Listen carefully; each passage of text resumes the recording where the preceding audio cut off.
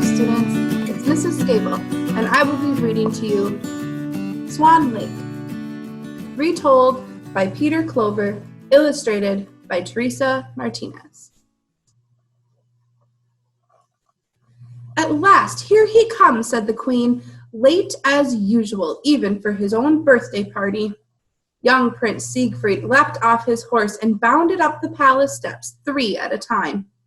Royal families from across the 4 kingdoms had gathered at the palace for the prince's party. Many had brought along their daughters, hoping to impress the young prince.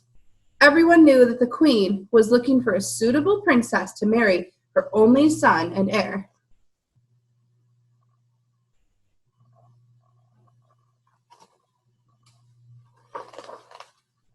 Everyone watched as the queen presented Prince Siegfried with his birthday present. It was a magnificent silver crossbow with a prancing stag carved on its handle. Prince Siegfried was excellent with a bow. He smiled politely and swung the bow across his shoulder.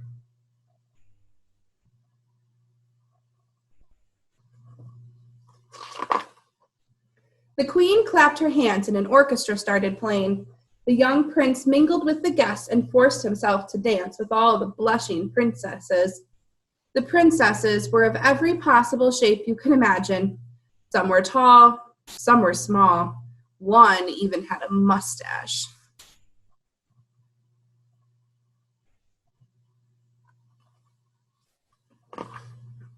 Prince Siegfried wasn't happy. He didn't want to get married, let alone choose a bride from among this birthday crowd. When he fell in love, the prince wanted it to be with someone he had chosen himself. As darkness fell and fireworks lit up the sky, Prince Siegfried sneaked away to be on his own.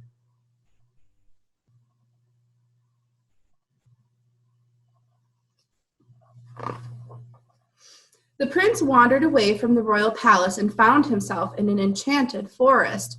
The prince walked for a while before stumbling upon an unfamiliar clearing that opened onto a beautiful lake he had never seen. Prince Siegfried sat down at the water's edge.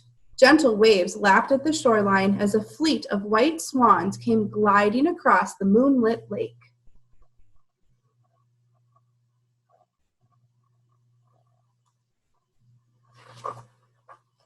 The prince noticed that one of the swans wore a golden crown. He raised his crossbow, but something about the swan made his heart jump in his chest. It was the loveliest creature he had ever seen. The swan with the golden crown was slowly changing into a beautiful girl. Her white feathers faded into a shimmering ball gown.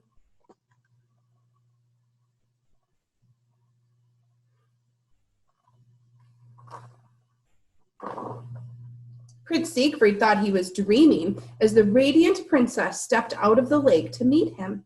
The young prince immediately fell in love with her. The swan princess told him that her name was Odette and that she had been bewitched by a wicked sorcerer.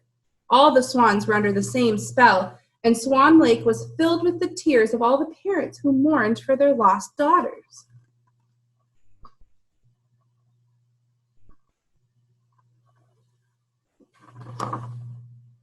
When dawn came and the first rays of sunlight touched the water, Odette turned back into a white swan and returned to the cold waters of Swan Lake.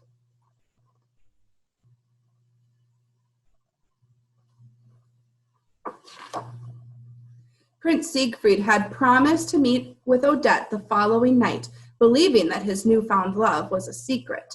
But Baron von Rothbart had followed the prince to the shore of the hidden lake. The evil baron was the sorcerer who had turned Princess Odette and her maidens into swans. The baron was afraid that Princess Odette might have found true love. Such a love would break his wicked spell. If Prince Siegfried ever declared his love for her, then Odette would be free and become a true princess once more. That must never happen, whispered the baron.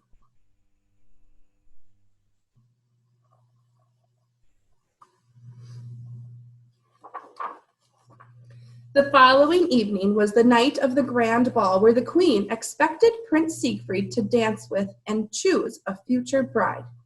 While the music played, all the prince could think about was going back to Swan Lake to be with Odette. But Baron von Rothbart wanted his own daughter, Odile, to marry the prince. While Prince Siegfried was distracted, the Baron slipped a potion into the prince's drink. The potion would make the prince believe that Odile was his true love, Odette.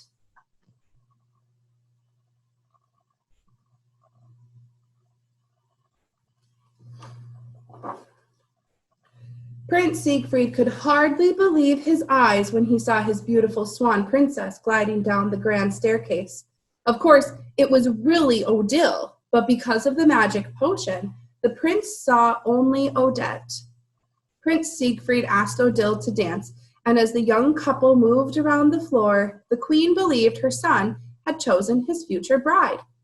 Such a pretty girl, a princess who moves with grace and charm, the perfect choice.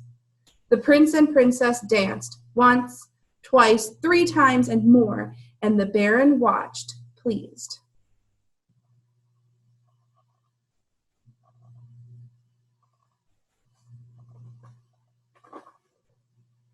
Though Odile looked exactly like Odette, spoke like Odette, and moved like Odette, Prince Siegfried felt that something was wrong. He didn't feel the same magic in his heart as when he first held the swan princess in his arms. Something was different, but Siegfried didn't know what. The prince looked into Odile's eyes and saw that they were black. Odette's eyes were blue. Despite this, Prince Siegfried heard himself declare his love and ask Odile to marry him. Everyone cheered as the queen gave her royal blessing.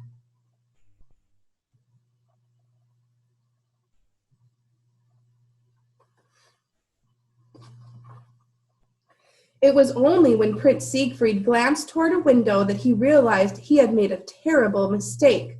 The prince saw Odette on the balcony, peering through the glass into the ballroom. Their eyes met, and the prince's heart almost leapt out of his chest.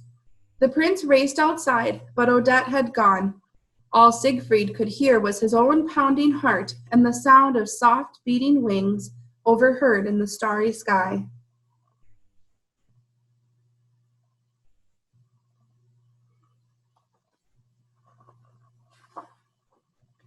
Prince Siegfried ran faster than he had ever run in his life. Only once did he glance back on his way to Swan Lake. When he did, he saw 2 dark and dangerous shapes following him. They were almost flying, like giant birds. It was the sorcerer, Baron von Rothbart, and his evil daughter, Odile.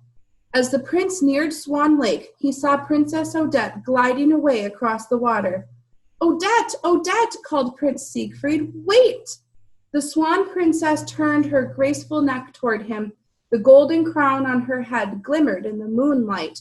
Prince Siegfried thought he saw tears falling from the swan's eyes, and his heart broke in 2.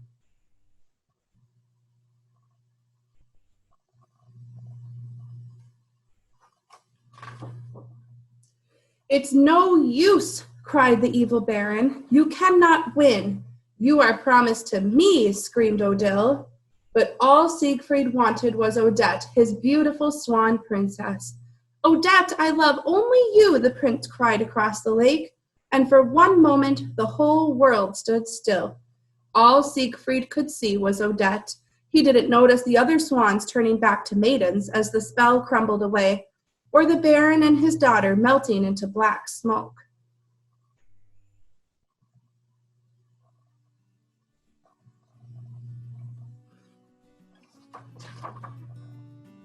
As Prince Siegfried embraced Odette in the deep water of Swan Lake, he knew that they would always be together.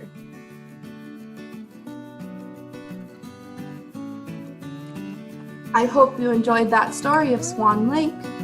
Good night, Athlos students.